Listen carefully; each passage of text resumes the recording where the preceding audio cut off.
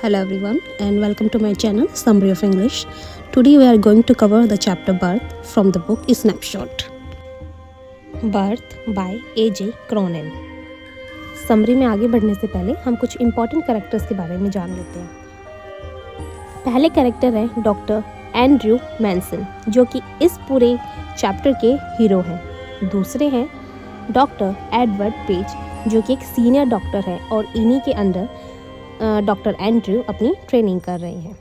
तीसरी है क्रिस्टीन जो कि डॉक्टर एंड्रयू की गर्लफ्रेंड है। जॉय मॉर्गन जो कि एक माइनर है, उनकी wife Mrs Susan Morgan, Susan's mother जो कि एक 70 ईयर्स ओल्ड वुमेन है, और एक है मिडवाइफ। मिडवाइफ नर्स होती है या आप हिंदी में कहें तो दाइमा जो कि डिलीवरी में हेल्प करती हैं। अब हम अपनी समरी स्टार्ट करते हैं। डॉक्टर एंड्रयू जो कि अपनी गर्लफ्रेंड क्रिस्टीन से मिलकर वापस अपने घर आ रहे थे और वो बहुत ज़्यादा टेंस थे क्योंकि उनकी कुछ बहस हो गई थी उनकी गर्लफ्रेंड के साथ। वो बहुत ज़्यादा डिसअपॉइंट थे और अपने ख्यालों में ही गुम थे। वो देखते हैं कि उनके घर के बाहर जॉय मॉर्गन उनका वेट कर रहे थे पिछले 1 घंटे से। जॉय जैसे ही डॉक्टर को देखता है वो बहुत ज़्यादा एक्साइटेड हो जाता है और वो बताता है कि उनकी वाइफ सुजेन की डिलीवरी का टाइम हो गया है। सुजेन और जॉय अपने मैरिड के 20 ईयर्स के बाद अपना फर्स्ट बेबी एक्सपेक्ट कर रहे थे, इसलिए वो बहुत ज़्यादा एक्साइटेड होने के साथ साथ नर्वस भी थे। जॉय डॉक्टर एंड्रयू से रिक्वेस्ट करते हैं उनके घर जाकर सुजेन को ट्रीट करने के लिए। डॉक्टर सारी अपनी प्रॉब्लम्स को भूलकर वहीं पे जॉय को वेट करने के लिए बोलते हैं और अंदर जाते हैं अपना बैग लेने के लिए। डॉक्टर एंड्रयू और जॉय निकल पड़ते हैं जॉय के घर जाने के लिए और ये आधी रात का टाइम हो रहा है, बहुत सर्द हवा चल रही है। वो दोनों जैसे ही जॉय के घर पहुंचते हैं जॉय वहीं बाहर रुक जाता है और कहता है कि आप अंदर जाएं और क्योंकि मैं यहीं वेट करूंगा, मैं अंदर नहीं जा सकता। जॉय ऐसा इसलिए बोलता है क्योंकि वो बहुत ज़्यादा नर्वस है। डॉक्टर अंदर जाते हैं और देखते हैं जो ये घर है काफ़ी पुराना है, इसका फर्नीचर भी बहुत पुराना है और वहीं ऊपर सीढ़ियों पे जाके एक छोटा सा रूम है और पूरे घर में सिर्फ एक लालटेन जला हुआ है। डॉक्टर एंड्रयू ऊपर जाते हैं और वो देखते हैं सुजेन के साथ उनकी मदर होती है और एक मिडवाइफ भी होती है। डॉक्टर सुजेन को चेक करते हैं और बताते हैं कि उनकी डिलीवरी में अभी टाइम है। सुजेन की मदर डॉक्टर को टी ऑफर करती है क्योंकि वो चाहती कि डॉक्टर वापस ना चले जाएं और वो वहीं पर रहें। डॉक्टर एंड्रयू बहुत समझदार है और वो समझ जाते हैं कि वो ऐसा क्यों कर रही हैं। वो उनसे कहती है डोंट फ्रेट मदर, मतलब कि आप डरिए मत, मैं यहीं हूँ जब तक कि सुजेन की डिलीवरी नहीं हो जाती। डॉक्टर और सुजेन की मदर नीचे आके किचन में फायर प्लेस के सामने बैठते हैं और चाय पीते हैं। डॉक्टर दोबारा उन्हीं ख्यालों में खो जाते हैं जो कि इवनिंग में उनके साथ हुआ था। डॉक्टर एंड्रयू के फ्रेंड वहाँ पर थे जिनकी वाइफ ने उसे चीट कर दिया था और वो हस्बैंड वाइफ आपस में लड़ रहे थे। उन्हें फील होता है कि अरेंज मैरिज हो या लव मैरिज, लेकिन कोई भी खुश नहीं है। वहीं साथ ही वो ये भी सोचते हैं कि अगर वो किसी से शादी करेंगे तो वो उनकी गर्लफ्रेंड क्रिस्टीन ही होगी क्योंकि वो उससे ही सच्चा प्यार करते हैं, चाहे उनके बीच में कितने भी लड़ाई झगड़े क्यों ना हो जाए, बट वो क्रिस्टीन को कभी नहीं छोड़ेंगे और उसी से शादी करेंगे। इतने में ही सुजेन की मदर आ जाती है और वो डॉक्टर को बोलती है कि सुजेन ने कहा है कि उसे क्लोरोफिल ना दिया जाए क्योंकि वो नहीं चाहती कि उसके बच्चे को कोई भी हार्म पहुँचे।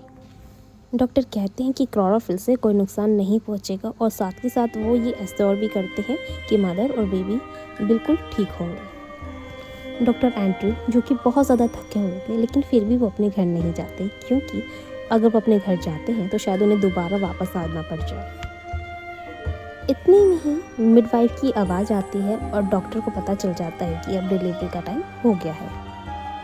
जॉय के घर में बहुत ज़्यादा शांति होती है, सिर्फ वहाँ पे जो घड़ियों की आवाज़ है टिक टॉक की वो आती है और जो बाहर जॉय वेट कर रहा था चल रहा था उसकी आवाज़ आती है। रात के 3 बजे हैं और डॉक्टर ऊपर जाते हैं और वो देखते हैं कि सुजेन की डिलीवरी का टाइम हो चुका है। 1 घंटे तक बहुत हार्डवर्क करने के बाद सूरज की पहली किरण के साथ उस बेबी का बर्थ होता है और सुबह के 4 बज चुके हैं। बट डॉक्टर जैसे ही बेबी को अपने हाथों में लेते हैं वो बहुत ज़्यादा डर जाते हैं क्योंकि जो बेबी है वो स्टिल बॉर्न बेबी है। स्टिल बॉर्न मतलब कि वो बच्चा जो हुआ है वो मरा हुआ पैदा हुआ है। वहीं दूसरी तरफ सुजेन की हालत भी बहुत ज़्यादा ख़राब है क्योंकि उसकी पल्सेस बहुत ज़्यादा डाउन चली गई है और डॉक्टर इस बीच बहुत ज़्यादा कन्फ्यूज़ हो जाते हैं कि वो पहले मदर को ट्रीट करें या बेबी को। डॉक्टर एंड्रयू डिसाइड करते हैं कि वो पहले मदर को ट्रीट करेंगे। वो उस बेबी को मिडवाइफ को दे देते हैं। डॉक्टर एक सेकंड भी वेस्ट नहीं करते और वो जल्दी से सुजैन को इंजेक्शन लगाते हैं, जिससे जो उसकी हार्ट बीट्स है वो नॉर्मल हो जाती है। 1-2 मिनट वेट करने के बाद जब सुजैन नॉर्मल हो जाती है तो डॉक्टर जल्दी से टर्न होते हैं और मिडवाइफ से उस बेबी को ले लेते हैं। मिडवाइफ ने उस बेबी को नीचे बेड के पास न्यूज़पेपर में रखा हुआ था, क्योंकि उसको पता चल जाता है कि वो एक स्टिल बॉर्न बेबी है। डॉक्टर जल्दी से नीचे बैठते हैं और सारे न्यूज़पेपर हटाकर उस बेबी को अपने हाथों में लेते हैं। डॉक्टर देखते हैं कि वो एक बेबी बॉय है और वो फिजिकली बिल्कुल ठीक है, उसके हाथ पैर आँख नाक मुंह बिल्कुल परफेक्ट है। बट द प्रॉब्लम इज़ जो बेबी की बॉडी है वो पूरी वाइट पड़ चुकी होती है। और वहीं डॉक्टर एंड्रयू को याद आता है कि ऐसा तब होता है जब बॉडी में ऑक्सीजन कम होती है और कार्बन डाइऑक्साइड बढ़ जाती है। डॉक्टर एंड्रयू मिडवाइफ को कहते हैं कि वो 2 बेसिन्स में ठंडा और गर्म पानी लेकर आए। मिडवाइफ उन्हें कहती है कि वो एक स्टिल बॉर्न बेबी है और अब कुछ नहीं हो सकता, तो डॉक्टर चिल्लाकर बोलते हैं और उन्हें पानी लाने के लिए कहते हैं। मिडवाइफ 2 बेसिन्स में बहुत ठंडा और गर्म पानी लेकर आते हैं। पहले डॉक्टर गर्म पानी चेक करते हैं, जितना वो खुद सहन कर सकते हैं उतना ही पानी उसमें रखते हैं। डॉक्टर अपने स्लीव्स को रोल अप करते हैं और वो जल्दी से बेबी को उठाते हैं और वो जगलिंग स्टार्ट कर देते हैं। जगलिंग मतलब बच्चे को एक बार गर्म पानी में डालना और एक बार ठंडे पानी में डालना, और ऐसा आधे घंटे तक चलता है। बट बेबी की बॉडी कोई रिएक्ट नहीं करती और वो एक पूरी बोनलेस बॉडी की तरह इधर उधर ही गिरती रहती है। वहीं दूसरी तरफ मिडवाइफ और सुजैन की मदर डॉक्टर को देख रही होती हैं और वो प्रे कर रही होती हैं कि कोई मिरेकल हो जाए। सुजैन की मदर एक कोने में खड़े होकर अपने गले पे हाथ रखकर खड़ी होती है, क्योंकि वो बहुत ज़्यादा रोना चाहती हैं, बट उन्होंने खुद को बहुत ज़्यादा कंट्रोल कर रखा है। इतनी ज़्यादा मेहनत करने के बाद भी कोई रिजल्ट नहीं आता। डॉक्टर एंड्रयू इस टाइम तक बहुत ज़्यादा थक जाते हैं। इवन जो पसीना है वो उनकी आंखों में आ जाता है, जिस वजह से उनको ब्लरिश दिखता है। और थक जाने की वजह से डॉक्टर एंड्रयू बहुत ज़्यादा फीवरिश फील कर रहे होते, यानी उनको ऐसा लग रहा था कि जैसे उन्हें बुखार हो गया है। बट फिर भी वो हार नहीं मानते और वो एक लास्ट ट्राई करना चाहते हैं। डॉक्टर एंड्रयू एक रफ टॉवल उठाते हैं और बेबी की बैक और चेस्ट पे उसको तेज तेज रब करना स्टार्ट कर देते हैं। कुछ देर के बाद बेबी एक पहली सांस लेता है, बट फिर भी डॉक्टर रुकते नहीं हैं और वो बेबी को रब करना कंटिन्यू रखते हैं। कुछ टाइम बाद बेबी नॉर्मली ब्रीथ करना स्टार्ट कर देता है और उसके नोज से एक बबल निकलता है। और जब वो बेबी नॉर्मल ब्रीदिंग करने लगता है तो उसके बाद वो रोना स्टार्ट कर देता है, जैसे कि हर एक नॉर्मल न्यू बॉर्न बेबी करता है। वहीं दूसरी तरफ सुजैन अभी भी कॉन्शियस है। जब ये डॉक्टर एंड्रयू देखते हैं तो वो बहुत ज़्यादा शॉक हो जाते हैं कि इन्होंने किसी की जान बचाई। डॉक्टर एंड्रयू रूम को देखते हैं। रूम बहुत ज़्यादा मैसी होता है, बहुत ज़्यादा गंदा हो जाता है।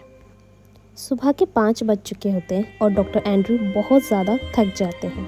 वो उस बेबी को मिडवाइफ को दे देते हैं और मिडवाइफ से कहते हैं कि वो अपना बैग बाद में आके ले जाएंगे। वो अपने वहाँ से कोट उठाते हैं, अपने स्लीव्स को नीचे करते हैं और निकल जाते हैं अपने घर के लिए। डॉक्टर जैसे ही बाहर आते हैं तो वो जॉय से मिलते हैं, जो कि उनका वेट कर रहा था। डॉक्टर एंड्रयू जॉय को हर एक बात बताते हैं और उनको कहते हैं कि जो मदर है, बेबी है, वो बिल्कुल फाइन है, बिल्कुल ठीक है, उनको टेंशन लेने की ज़रूरत नहीं है। अब डॉक्टर एंड्रयू अपने घर की तरफ निकल जाते हैं। वहीं कुछ माइनर्स भी काम पर जा रहे होते हैं, क्योंकि जो वो सिटी होती है वो माइनर्स की सिटी होती है। डॉक्टर एंड्रयू आज बहुत ज़्यादा ग्रेटफुल होते हैं, क्योंकि इतने ज़्यादा डिसअपॉइंटमेंट के बाद वो फाइनली कुछ अच्छा करते हैं। उन्होंने अपनी लाइफ में आज बहुत अच्छा काम किया होता है, किसी की जान बचाई होती है।